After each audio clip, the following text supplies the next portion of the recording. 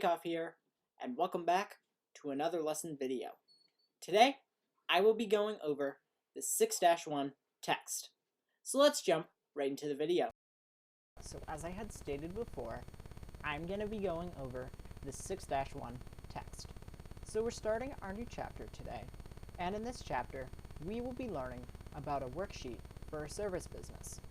In addition to that, we will also be learning about how to define accounting terms related to a worksheet for a service business organized as a proprietorship, identify accounting concepts and practices related to a worksheet for a service business organized as a proprietorship, prepare a heading and a trial balance on a worksheet, plan adjustments for supplies and prepaid insurance, complete a worksheet for a service business organized as a proprietorship, and finally, identify selected procedures for finding and correcting errors in accounting records.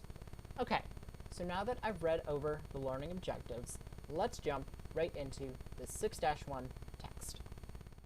Alrighty, so now we're going to be getting into the 6-1 text, which is the first lesson of Chapter 6. And in this lesson, we will be learning about creating a worksheet. So to start, there are 4 reasons why accountants use worksheets. So the first reason that accountants use worksheets is to summarize general ledger account balances to prove that debits equal credits. The next reason that accountants use worksheets is to plan needed changes to general ledger accounts to bring account balances up to date. Then, accountants use worksheets to separate general ledger account balances according to the financial statements to be prepared. And finally, accountants use worksheets to calculate the amount of net income or net loss for a fiscal period. Alright, next there are a few character concepts that are going to be used throughout this chapter. So the first character concept is consistent reporting. And this concept is applied when the same accounting procedures are followed in the same way in each accounting period. Next is the accounting period cycle, and this concept is applied when changes in financial information are reported for a specific period of time in the form of financial statements.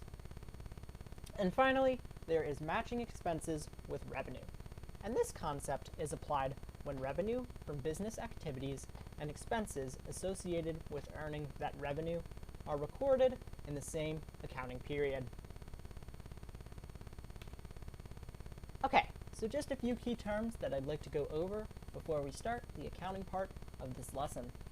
So adjustments are changes recorded on a worksheet to update general ledger accounts at the end of the fiscal period. A balance sheet is a financial statement that reports assets, liabilities, and owner's equity on a specific date.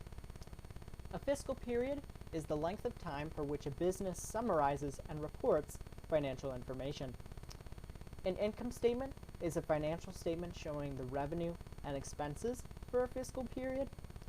Net income is the difference between total revenue and total expenses when total revenue is greater. Net loss is the difference between total revenue and total expenses when total expenses are greater. A trial balance is a proof of the equality of debits and credits in a general ledger. And a worksheet is a columnar accounting form used to summarize the general ledger information needed to prepare financial statements.